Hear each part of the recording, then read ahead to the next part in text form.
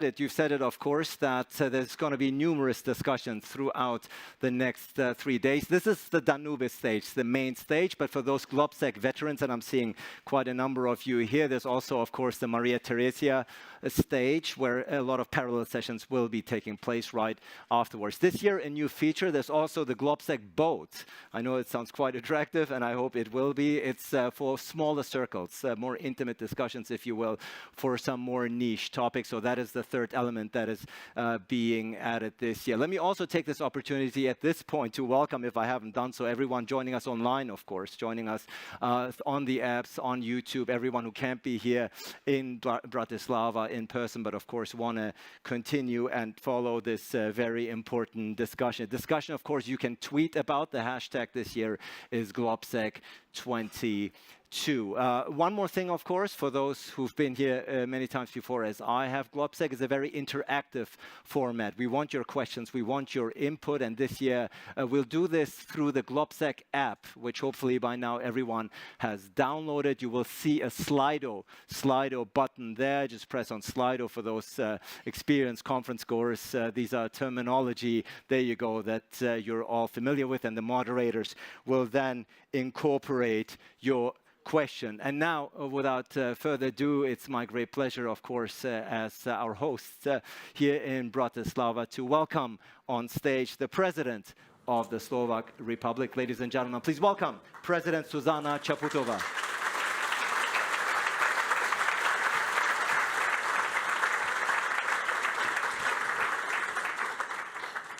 Thank you.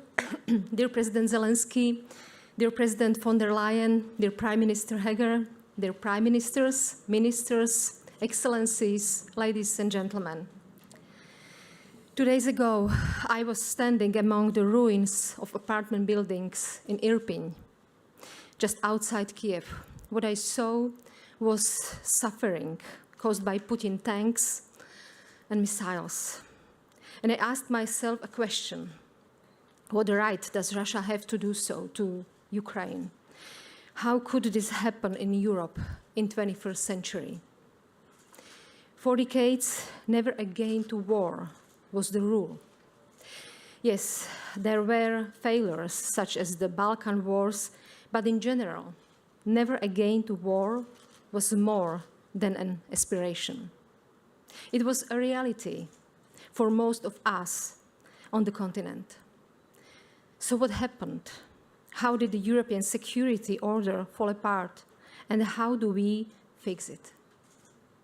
I have no instant answers today, but I would like to offer some ideas on where we can start to survive and prosper, as this year's Globsec asks.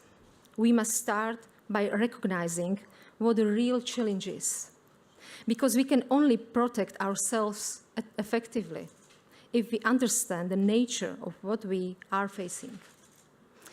As for the nature of the challenge, our peaceful European order hasn't been turned upside down in a day.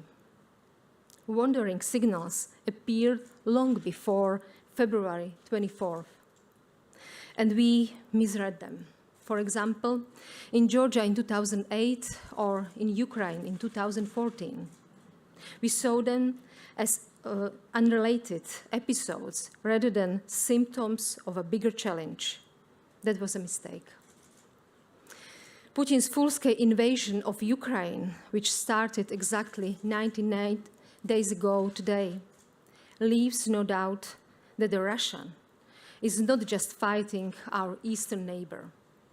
Ukraine was attacked for daring to be different from Putin's Russia, for improving the rule of law and democracy, for fighting corruption, or having an open society. The Russian regime is waging a war on our democratic values and the rules that have secured peace on our continent for decades. And that is true nature of the challenge we are facing today.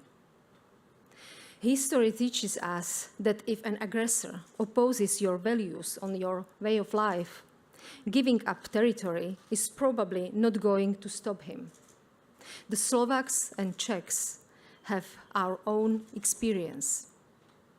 In 1938 in Munich, the world powers thought they could secure peace with Adolf Hitler by granting him part of our territory. In less than a year, the peace for our time turned into a total war. Let's not repeat the same mistake. To restore peace in Europe, we must continue our support for Ukraine. So in its negotiation with Russia, it can decide on the nature of its relations with Moscow freely and not under the barrel of the gun. Ladies and gentlemen, Vladimir Putin's fantasy about a world in which bigger nations can attack smaller ones must fail. Slovakia has already become a frontline country, welcoming tens of thousands of Ukrainians, women and children fleeing of the war. Yet humanitarian aid alone won't help Ukraine expel the aggressor. Slovakia is already among the most significant providers of military aid on per capita basis. But the situation on the battlefield is serious, and all of us must do more to help. Ukraine's reconstruction cannot wait until the aggression is over. This will be a huge task, but also an investment into our shared prosperity. As a direct neighbor, Slovakia will take an active part in Ukraine's reconstruction.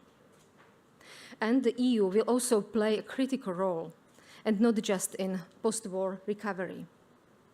Dear Madam President, that we know that the Commission will submit its assessment of Ukraine's application to join the EU soon.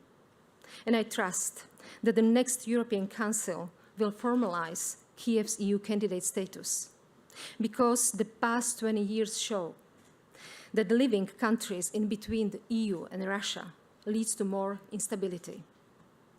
This is a strategic political and security decision which we must take. Dear all, my last point is about ourselves. If we are to stand up to these challenges, we must strengthen our resilience. The slow post-pandemic recovery and underinvestment into the diversification of our energy supplies have made us even more vulnerable. We must therefore invest into a greener and more sustainable development and in reducing energy dependence on Russia. This is not a choice, it's a necessity. More than ever in our lifetimes, we realize that peace and freedom are not for free, that our defense budget cannot be the first to be cut and the last to go up. At NATO summit in Madrid, we should all come prepared to spend at least 2% of GDP on our defense, even before the originally planned in 2024.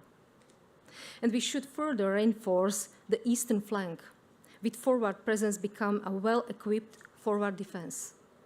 NATO's new strategic concept must reflect a new reality.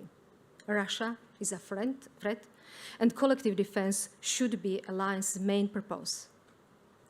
Talking about resilience, we cannot ignore the risk disinformation and propaganda pose to our democracies and our security. Social media platforms are becoming a dominant source of information for our citizens. Our expectations when it comes to their responsibility must increase.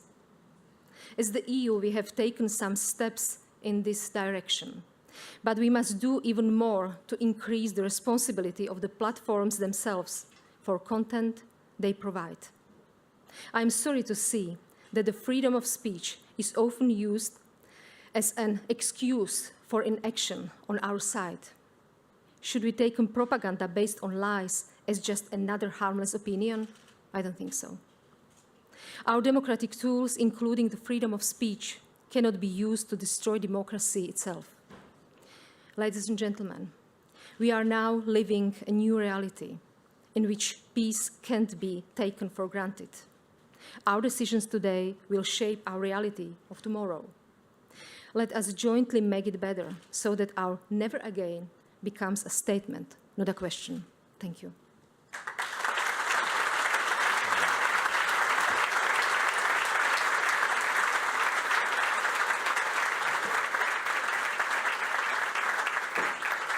Thank you so much. Thank you so much to President Čaputová for your important words. I think they were felt and heard here throughout the room and beyond. Now we're going to a real highlight of GlobSec 2022. We'll be hearing